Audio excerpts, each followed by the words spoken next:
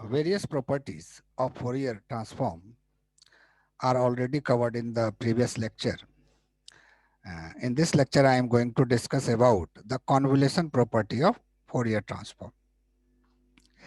And according to this property, if Fourier transform of any signal x1t is x1 omega and Fourier transform of signal x2t is x2 omega, then according to the convolution property of the Fourier transform, the Fourier transform of x1 convolution x2t will be the product of Fourier transform of x1t and x2t. That is, Fourier transform of x1t convolution x2t will be equal to Fourier transform of x1t into Fourier transform of x2t.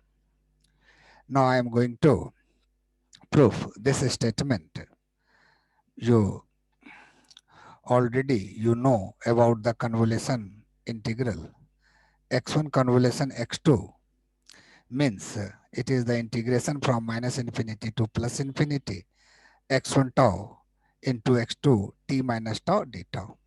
Already I have explained this property in the previous lecture in second unit of your course. And second thing you must remember here, the Fourier transform of any signal xt is a function of omega, or you can say Fourier transform is a tool and through which you can convert any signal which is in time domain into in frequency domain. And this tool is called Fourier transform. Fourier transform of any signal xt will be the integration of minus infinity to plus infinity xt e to the power minus j omega t dt. If you want to calculate Fourier transform of any other signal yt, then in place of xt, you have to keep yt. So, what will be the Fourier transform of the convolution x1 and x2? In place of xt, you will have to substitute x1 convolution x2. And according to this equation, you can substitute the value of x1 convolution x2, which is equal to this. This is x1 convolution x2. So it is minus infinity to plus infinity x1 convolution x2 into e to the power minus j omega t dt. So this will be the Fourier transform of x1 convolution x2. Now you can readjust the term which are existing in the integration.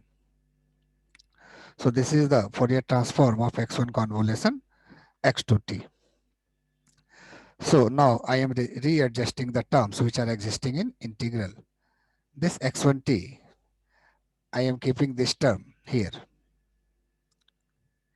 And this x2 t minus tau and e to the power minus j omega t are kept together in integration minus infinity to plus infinity. So just I have readjusted the term which are existing in integration.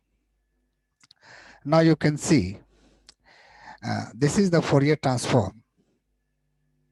This one is the Fourier transform. You can see here, this is the Fourier transform of signal x2 t minus tau, because Fourier transform of xt is xt e to the power minus j omega t.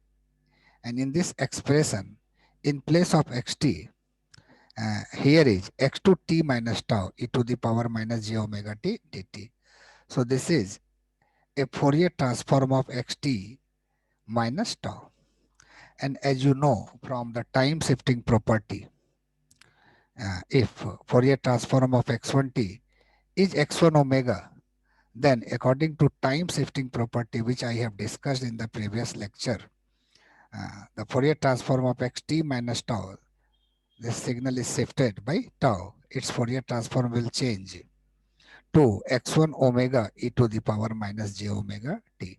So this extra term will appear in right hand side of this expression.